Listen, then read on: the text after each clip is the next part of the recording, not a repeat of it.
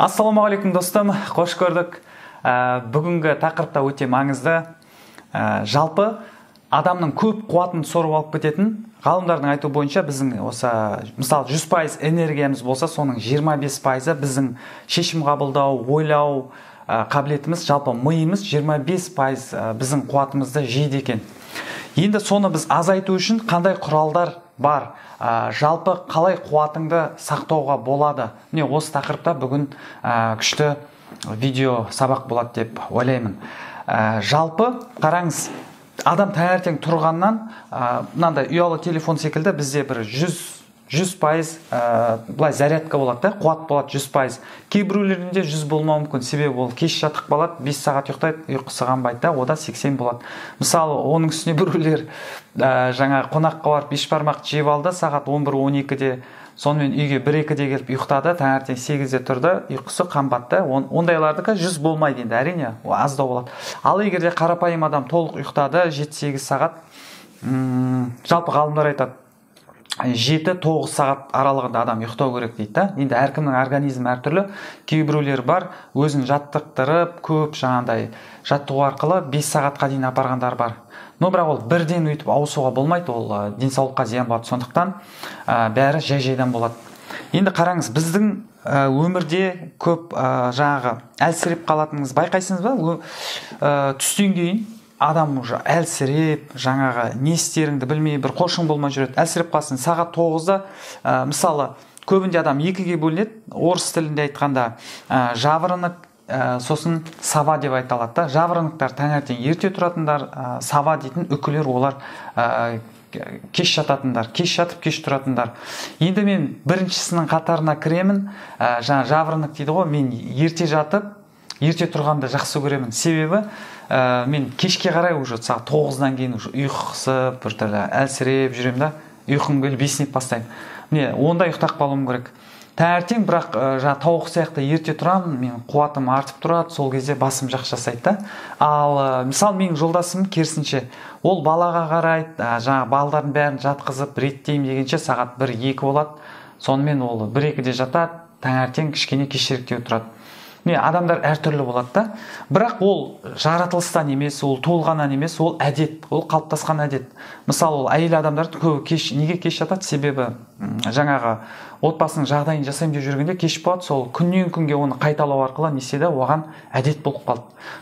Енді тағы бір лайфхак бар, көбінде мысалы даже ерте жатып, ерте тұрғысы келетін адамдардың өздері уақытын тиімді пайдаланбайды, фокусын тиімді пайдалана алмағасын, олардың қуаты кетіп қалады. Мысалы, мен 10-да жатуым керек деймін, бірақ 9-да дайындалып бастаймын, сосын бір уақытта сот күшіқі отырғанда 11-12 болып қалған қалай білмейсің, қалай өтіп кеткен білмейсің да, жаңағы кино қарап қаласың, тағы бірдеңе, жаңағы біреуге бір досың отырады, саған жасық балады, сөйтіп отырғанда 12, кейде 1-де болып кетеді да. Ондай жағдай болмас үшін сенде жалпы біз өмірімізді не істеуіміз керек? Қуатты қадағалау үшін біз өмірімізді бөліп тастауымыз керек. Былай айтқанда, живите в отсеке сегодняшнего дня дейді. Брайан Трейси айтады, бүгінгі күніңмен өмір сүр, бір осы сәттермен өмір сүр. Енді барлығы жақсы болу үшін жүйелі, сенің қуатың жақсы болсын, күніңді жүйелі тастауың керек. Мысалы, таңғы 2 сағатта осыны істеймін, жаңағы 8-ден түскі обедке дейін осыны жасаймын, түстен кейін осыны жасаймын, кешке осыны жасаймын деген сияқты күніңді белгілеп тастасаң, бөліп-бөліпте, қай бөлікте не қандай рөл атқаратыныңды, сол кезде саған оңай болады. Және де бізде көбіне қуат алып кететін ол жаңағы киім. Мысалы, түрлі киім бар шкафта. Киімді киюге бір жерге шыққанда да көбінде әйел адам не істейді? Киімді таңдайды, қайсысын кием. Мысалы, көйлектің 4-5 түрі бар ма? Соның қайсысын кием деп жаңағы айнаның алдында шырқайналып жүреді. Мысалы, байқайтын шығарсыздар, тойға, бір қонаққа бара жатқанда, жаңағы ер адамдарда да көбінде сондай. Әйел адамдар вообще олар көп жаңағы боянады, сырланады, киімін, түрлі киімдерін киіп қарайды да. Бұл жерде осының барлығы не бізде таңдау бар да. Әр киімді таңдап отырғанда біз не істейміз? Қуатымыз азайып жатады. Ал адамда ғалымдардың исследованиясы бойынша бір санаулы бізде дұрыс шешім қабылдауға арналған қуатымыз бар екен да, санаулы. 14 ме екен, 7 ме екен білмеймін, ұмытып қалдым. Міне сол қуатты біз не істейміз? Қарапайым жаңағы мысалы қандай мына көк көйлекті киейін ба, немесе сұр көйлегімді киейін ба, жаңағы шығып бара жатып слаксымды киейін ба, или кроссовкімді киейін ба, джинсыны киейін ба, классик шаруамды киейін ба деп не істейміз? Қарапайым нәрсеге біз жаңағы қуатымыздың барлығын жіберіп аламыз. Ол тек бытовой жақтан да, мысалы тамақтың үстінде де, мысалы таңертең тұрып жаңа смузи іше салайын ба, немесе кофе ішейін ба, немесе шай ішейін ба, немесе жылы сумен лимон ішейін ба, бірінші лимонмен су ішіп алып келіп сосын барып кофе ішейін ба деген сияқты сондай көп миллион шешімдер бар да, соның барлығы сенің қуатыңды азайта береді. Кәдімгі напряжениемен азайып шаршап қаласың. Ондай болмас үшін күніңді бір жүйеге қою керек та, жүйеге. Мысалы мен таңертең ерте тұра сала жылы сумен лимон ішемін, болды, басқа зат ішпейсің. Сосын барып жаңа таңғы асты заслужить ету керек та, ол үшін мен барып 1-2 сағат жаттығуым жасап келемін, содан кейін барып жаңағы кашаңды жейсің ба, кофеңді ішесің ба, сөйтіп өзіңе бір жүйе қойып тастауың керек та. Сол жүйеден таймау керек. Сол кезде сенде шешім қабылдауға жақсы болады. Енді жақсы, бұл тұста түсінікті болды. Соны тек іске асыру керек, жүйелетіп тастау керек. Және де мысалы Марғұлан ағамызда өте қошым келеді, уақытын кәдімгі жүйелетіп тастады да. Мысалы таңертең өзіне бөледі, рухани бағытына да, жаңа тиімділік кайдзен 1 сағаты бар да. Түске дейін ол бизнесінің отчеттарымен жұмыс жасайды, түстен кейін қоғамдық жұмыспен жасайды, кешкі уақыт ол отбасы, достарына арнаған да. Міне сол секілді бізде өмірімізді жүйелеткеніміз жөн. Және де ұлы тұлғаларды қарайтын болсақ, жаңағы Стив Джобс болсын, жаңағы Марк Цукерберг болсын, оларды көресіз бе? Күнде джинсы, футболка, бір көйлек. Олар дейтін осындай бір түсті көйлекті не істейді? 30-ын алып тастайды, 30 күнге. Осындай джинсының 30-ын алып тастайды. Әр күнде бір күн киеді да, не істейді? Или жаңағы 2-3 күн киеді деген секілді. Олар таңдамайды, ана көйлекті киейін ба, мына футболканы киейін ба деп таңдамайды. Оларда барлығы тізіліп тұр, күнде киетін киімі алдын ала шешілгенде барады да киеді, ойланбайды ол. Кетіп бара жатып, жаңа белгілі бір бәтекесі бар, бүгін киетін соны киеді. Міне бізде өмірімізді сондай қарапайым қылып тастау керек. Минимализм болған жақса, жаңағыдай түрлі сан алуан киім алып тастап, оны сосын отырған қайсысын киемін деп, ол сенің қуатыңды алады. Жақсы, енді үлкен кәсіп тұрғыда келгенде бізде расында да дұрыс шешім қабылдау керек маңызды істер бар. Міне соған келгенде біздің қуатымыз әлсіреп қалса, бізге қиын болады. Сондықтан жаңағыдай маңызды шешімдерді таңда, жалпы таңғы уақытта түске дейін шешкен жақсы, сондай шешім қабылдауда. Енді жақсы, сізде мынандай да жағдай болып қалуы мүмкін. Екі бірдей шешім болып қалуы мүмкін. Жобамен екі бірдей. Мысалы, мына оқуды оқиын ба, мына курсты дәл қазір, или мына курсты оқиын ба. Екеуі де сіздің кәсібіңізге мысалы керек те. Енді немесе өзіңіздің отбасыңыз жағдайда мына баламды мына оқуға түсірейін ба, мына оқуға түсірейін ба деген сияқты маңызды осындай екі бірдей шешім кейде тіреліп қалады. Сол кезде біз не істейміз? Миымыз қайнап бастайды, қайсысын етсем екен деп. Біз көбінде шегере береді, әбден уже соңғы вагонға секіру қалғанда біз келеміз де, мынау бұйырғаны деп біреуін біз не істейміз? Біреуін таңдай саламыз. Уже тек тақалғанда бар. Ол қате. Жалпы енді осы коучтар, профессиональный коучтардың осындай бланкалар бар қолданатын. Мысалы, мен кәсіби коуч болғанда, мен клиенттеріммен жұмыс жасағанда осындай бланкалар бар. Шешім қабылдаудың бірнеше түрлері бар. Соның ішінде ең кәдімгі практикада өзінің несін дәлелдеген, тиімділігін дәлелдеген өте керемет осындай шешім қабылдау бланкалары бар. Міне бүгін сізбен осы біреумен бөлісемін. Жалпы бұл ақылы нәрселер, бірақ мен сізге тегін бөлісемін. Қазір осыны түсіндірем. Керек адамдар төмендегі сілтемеге өтіп, осыны жүктеп алуға сұраныс тапсырса, мен беремін сілтемесін. Жалпы бұл бірнеше тәсілі бар, бірақ мен сізге бүгін біреумен бөлісемін. Екі бірдей шешімнің қайсын таңдауға болады деген бланкі. Бұл жерде былай жасаймыз. Мына бланкыда екіге бөлінеді.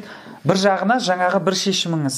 Мен осы оқуға оқимын. Екіншісі, мысалы қалай айтсақ болады.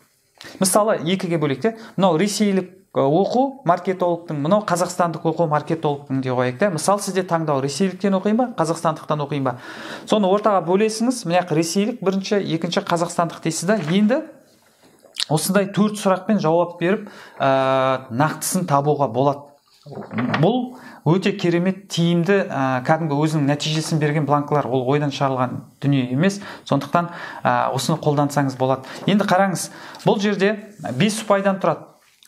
Мысалы қазір бір сұрақ қоям, сол қайсысында 5 ұпай ол өте керемет деген, 1 ұпай өте әлсіз деген. Енді кеттік. Бірінші сұрақ мынандай. Сенің жүрегің не дейді? Бірінші жүрекпен, интуиция дейді, жүрек не дейді сізде? Көбіне қайсысын қалайсыз?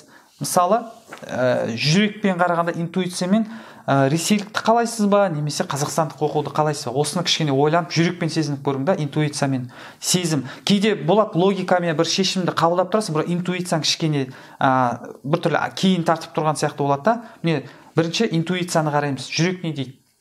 Қазақстандықты дей ма, или ресейлікті дей ма? Міне жазасыңыз. Мысалы, жазғанда да жаңа айттық қой сан. Мысалы, ресейлікке 3-ті, қазақстандыққа 4, мысалы да. Жазыңыз 3, мына 4. Так, енді екінші сұраққа келіп жеттік. Бұл жерде сенің санаң не дейді? Санаң ол логика да. Енді логикамен көреміз. Логика бойынша ол жерде статистикада ойнайды. Санда ақылмен ғой енді.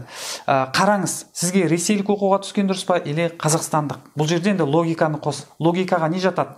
Сан есептерді, мысалы, жолың бар, ұшып баратын, ол жерде гостиницаң бар, қонақ үйіңді, және де жаңағы өзің ішіп жерің бар, барлық ақшаны есептейсің.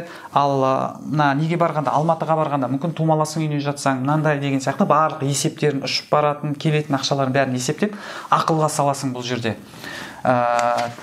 Енді бұл жерде де ақылға салып, жаңағы 1 мен 5 ұпай қоясың. Мысалы, ресейлікке қанша қоясыңыз? 1 мен 5-тің арасында.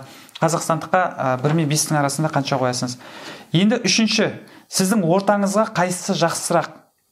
Бұл айтқанда позитивті әсер етеді. Сіздің ортаңызға қайсы позитивті әсер етеді? Мысалы, ортаңыз сіздің отбасыңыз, мысалы бір коллективіңіз болса, коллектив, тумаластардың арасында қайсы позитивті әсер береді? Ресейге барған ба, или Қазақстанға барған ба? Қазақстандық оқуға. Мысалы, сіз Қазақстанның бір облысында тұрасыз, бірақ сізге Алматыға оқуға түсу керек болады да. Немесе Ресейге де.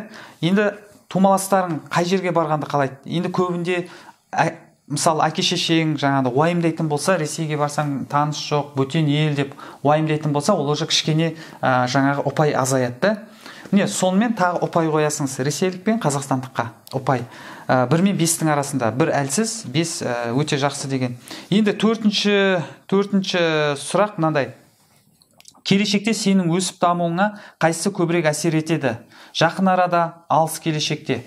Енді көріңіз, ресейлік оқуды оқығанда және де или қазақстандықтың оқығанда келешекте қайсысы сізге жақсырақ әсер береді? Мүмкін жаңағы ресейлік оқудың статусы, деңгейі жоғары шығар. Бұл жердегі профессорлары мықты шығар, жаңағы үлкен дәрежедегі ұстаздар шығар. Мүмкін қазақстандікі жаңа бастап жатқандар шығар. Қайсының сертификаты алда уақытта или алған білімің саған көбірек әсер береді, нәтиже береді, жақын арада және де ұзақ мерзімде. Мен осы бойынша да сіз 1 мен 5 аралығында қойыңыз екеуіне де. Сөйтіп, осы 4 сұрақпен сізде белгілі бір ұпай болады. Егер сізде 2 мүмкіндікте де 12-ден аз болса, онда екеуі де сенікі емес. Егер де 12-ден аз болса, онда бұл екі жаңағы шешімде ол сіздік емес дейді. Егер 12-ден көп болса, онда қайсысы көп, соны таңда дейді. Егер де 12-ден көп болса, қайсысы көбірек 12-ден, соны таңдау керек. Бұл жерде уже ақылға салмайсыңыз, себебі сіз міне ақылмен, жүрекпен, жаңағы ақыл, жүрек, сосын тағы недік, позитивті орта және келешегіне пайдамен барлығын ойладық та. Жүрек те бар, ақылды да салдық, айналадағы жаңағы тумаластарыңның жаңағы ортаңа да қарадың, және де өзіңе пайда, келешектегі пайдаңа. Мына жерде қарасақ, фундаменталды барлық жағын қарастырдық. Енді бұл жерде қайсысынікі көп, соны көз жұмып таңдап, соған қарай бағытталсаңыз болады. Бұл өте керемет жұмыс жасайды. Достар, осы видео сізге пайдалы болды деп ойлаймын. Егер де сізге ұнап жатса, лайк басыңдар, достарыңызбен бөлісіңдер, қоңырау шауын басыңыз. Сізге күнде өзі келіп тұрады видеолар, күнде іздеп жатпайсыздар. Ұмытпайсыңыз сонда. Ал енді осы бланканы жүктеп алу үшін төмендегі сілтемеге өтіп, немесе Инстаграмнан қарасаңыз биопрофильдегі сілтемеге өтіп, сұраныс жасаңыз, біз міндетті түрде сізге сілтемесін беретін боламыз. Көріскенше достар.